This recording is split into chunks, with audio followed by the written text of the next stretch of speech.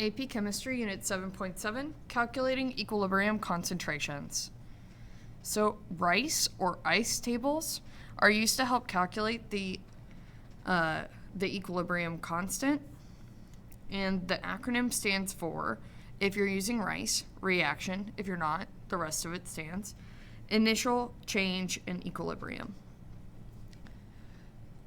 Our example question states, the following gases were placed in a 4-liter flask: 8.00 moles of nitrogen, 10.00 moles of hydrogen, and after equilibrium was achieved, 1.20 molar ammonia was found to be in the flask. What is the equilibrium constant? K. So this problem is going to require a RICE or an ICE table. And if you are using RICE, you're going to go ahead and write out the reaction at the top. If you're using an ICE table, you're just going to still write out the equation at the top. So it's really a preference on if you want to have to be reminded to write out the equation or not, the reaction or not. But we have our reaction as nitrogen plus hydrogen gives me ammonia. And then we have our I for our initial concentrations. So it's important that you're paying attention to the actual units that are given here. Initially, we were given the volume of the flask as well as the number of moles of each of our reactants. We weren't given the initial concentrations. So we did need to go ahead and convert those to concentrations. So 8 moles divided by 4 liters gives me a concentration of 2.00 molar.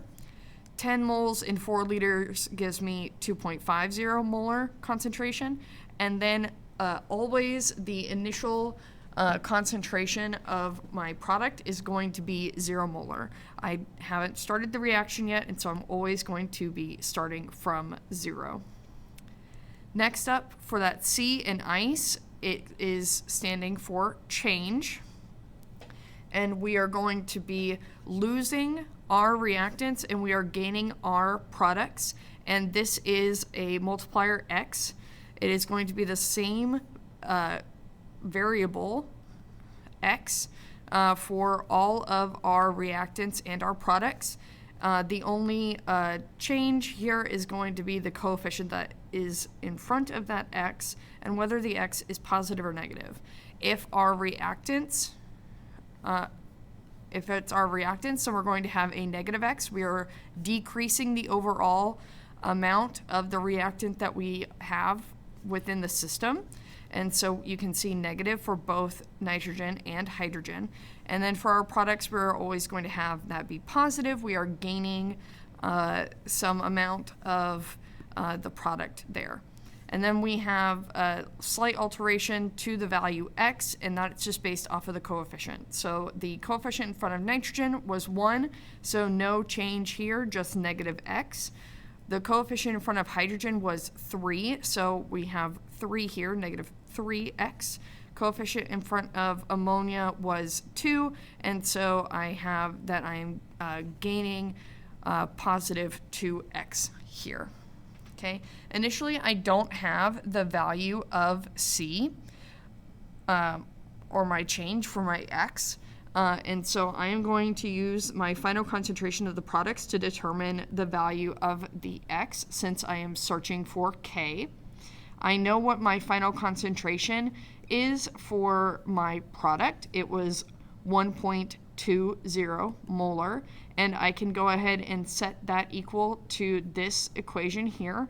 My initial plus my change, which is positive in this case, is equal to my final concentration. So 2x is equal to 1.2 molar, and that means that x is equal to 0.60 molar. And then I can go ahead and distribute that newly found value for x to the x values in my C row here for nitrogen and hydrogen. Again, nitrogen, I just have 1x, so I'm decreasing the overall concentration of nitrogen by just 1x, so 0.6 which gives me at equilibrium that my value for my molarity for nitrogen would be 1.40 molar. For hydrogen, however, I have 3 hydrogens per reaction here, so 3 times the 0.6 is going to give me a grand old change of 1.80, and again I'm decreasing by that value, so 2.50 minus 1.80 gives me that at equilibrium my final concentration of hydrogen is going to be 0.70 molar. Okay, once I have these values, I can then go ahead and plug them into the equilibrium constant equation. So now I can plug it in to solve for K.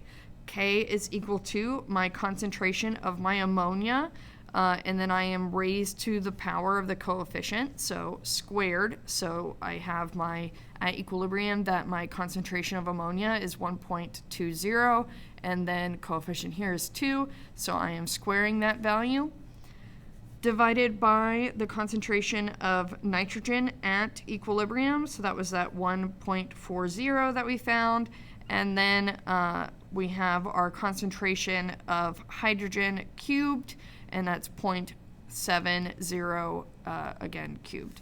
And that gets me a K value of 3.00 when I am accounting for sig figs.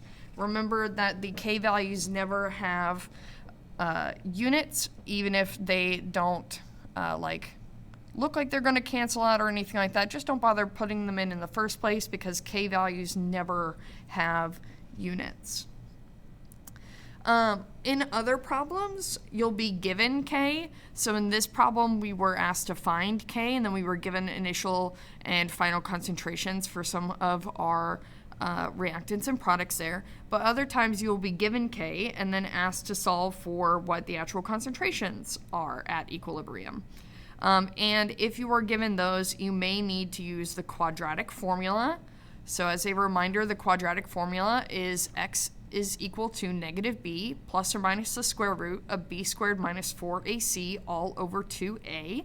And so you may need to utilize this in order to find the value of x if you are given K and then asked for what the actual concentration values are at equilibrium. The very last thing that we need to talk about when we're talking about calculating equilibrium concentrations and utilizing Rice ice tables is going to be what is known as the 5% rule. So the 5% rule states that when K is very, very small, this means some value where I have times 10 to the negative fourth or smaller, this means that there are very, very few products being formed, and we can assume that X is going to be negligible when compared to the actual initial concentrations. Since it's negligible, then we can ignore it, and thus if X is less than 5% of the initial concentration, we can just ignore it and not include it in our calculations at all, which makes our life much easier.